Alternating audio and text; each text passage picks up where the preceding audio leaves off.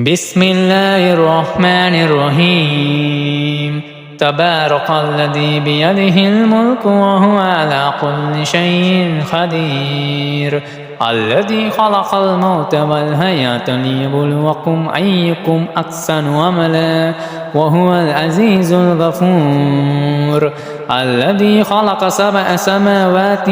طباقا ما ترى في خلق الرحمن من تفاوت فارجع البصر هل ترى من فتور ثم ارجع البصر كرتين ينقلب إليك البصر خاسئا وهو حسير ولقد زينا السماء الدنيا بمصابيح وجعلناها رجوما للشياطين وأعتدنا لهم عذاب السعير وللذين كفروا بربهم عذاب جهنم وبئس المصير إذا ألقوا فيها سمعوا لها شهيقا وهي تفور تكاد تميز من الغيظ كلما ألقي فيها فوج سألهم خزنتها ألم يأتكم نذير قالوا بلى قد جاءنا نذير فكذبنا وقلنا ما نزل الله من شيء إن أنتم إلا في ضلال خبير وقالوا لو كنا نسمع أو نعقل ما كنا في أصحاب السعير فاعترفوا بذنبهم فسحقا لأصحاب السعير إن الذين يخشون ربهم بالغيب لهم مغفرة وأجر خبير وأسروا قولكم أو جهروا به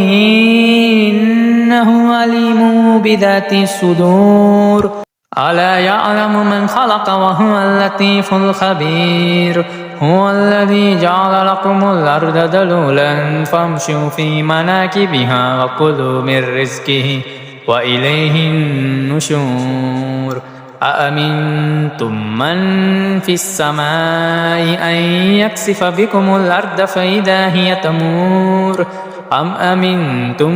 من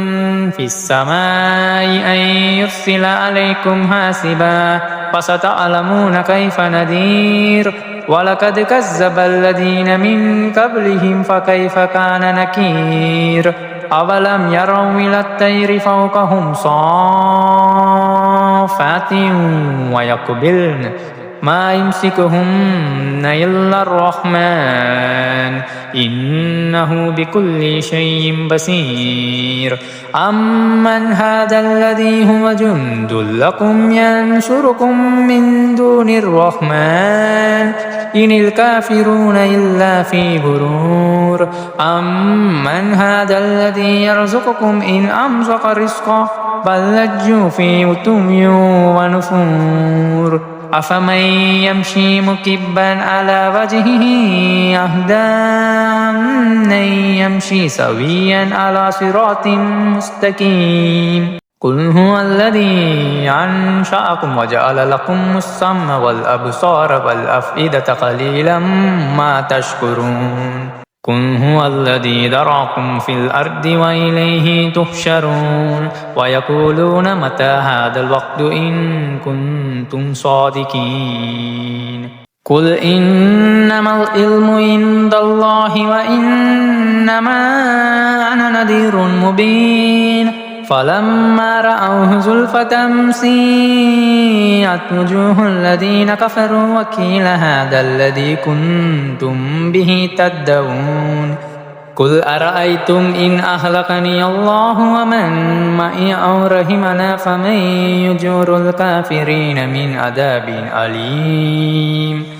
قل هو الرحمن آمنا به وعليه توكلنا فستعلمون من هو في ضلال مبين قل أرأيتم إن أصبح ماؤكم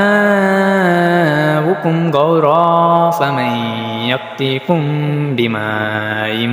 معين